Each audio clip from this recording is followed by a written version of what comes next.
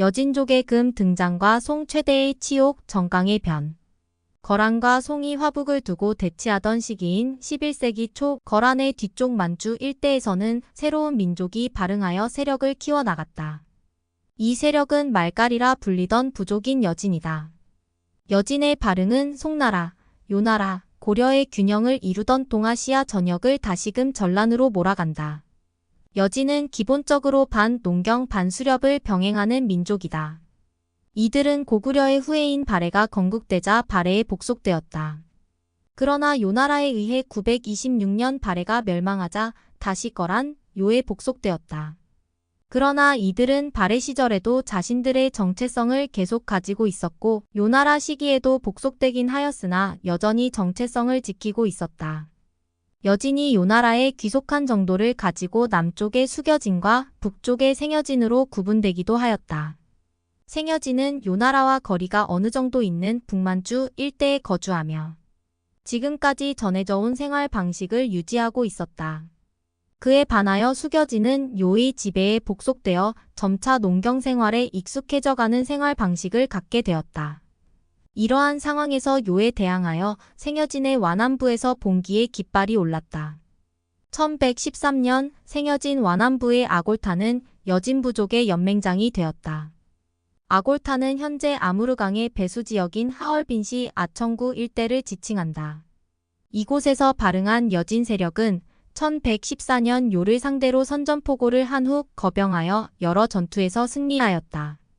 그리고 만주 일대를 평정하고 1115년에는 스스로 황제에 즉위하여 국호를 대금이라고 칭했다. 만주 일대에서 정세가 급박하게 전개되자 송은 금이 요의 배후를 압박하고 있다는 사실을 알게 되었다. 송은 새로운 세력인 금과 연대하여 연운 16주를 다시 빼앗아올 생각을 하고 있었다. 그래서 송은 거란과 수교를 맺기 위해 사신을 보냈고 이들의 전략적 제휴는 성공하였다. 당시 송은 요의 감시를 피해서 해상으로 사신을 보냈기에 송과 금의 동맹을 해상의 맹약이라고 부르기도 한다. 맹약 직후 송과 금은 요에 대한 협공을 진행하였다. 그러나 금의 진공은 예상대로 진행되었으나 송은 내부에서 일어난 박납의 난등으로 인하여 공격이 늦어졌다. 반란을 진압하고 다시 금을 공격하기도 했으나 참패를 당하여서 결국 송은 금에 군사적으로 크게 도움이 되지는 못했다.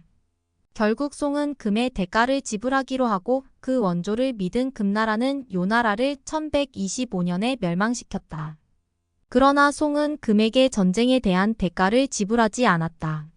온갖 방법으로 대가를 미루었고 새롭게 동북지방의 패자가 된 금을 견제까지 하기 시작했다.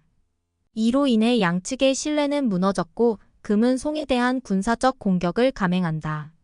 금의 대군은 파죽지세로 송의 수도인 카이펑으로 밀려들어왔으며 이를 본 당시 황제 휘종은 황제 자리를 아들 흠종에게 물려주고 강남으로 도망가 버린다. 개봉을 포위당한 송은 어쩔 수 없이 금에게 배상금과 영토를 주고 화의를 맺었다. 그러나 금의 대군이 북방으로 물러가자마자 송 조정 내부에서는 강경파가 득세하여 금과의 전쟁을 결의하였다. 이에 금은 다시 대군을 파견해 개봉을 2차로 포위하였고 공방전 끝에 함락시켰다.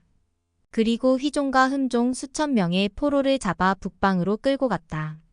송의 수도인 카이펑은 철저히 약탈되었다. 송나라는 1127년 멸망하였고 이를 당시의 연호를 따라 정강의 변이라고 칭한다.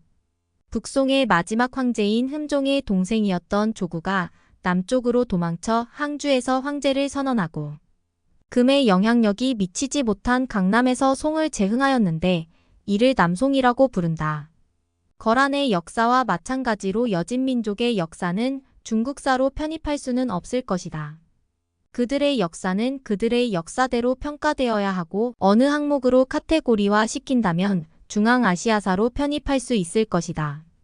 이들의 역사가 중국사에 나타나는 이유는 오직 이들이 중국을 지배했다는 이유 하나뿐이다.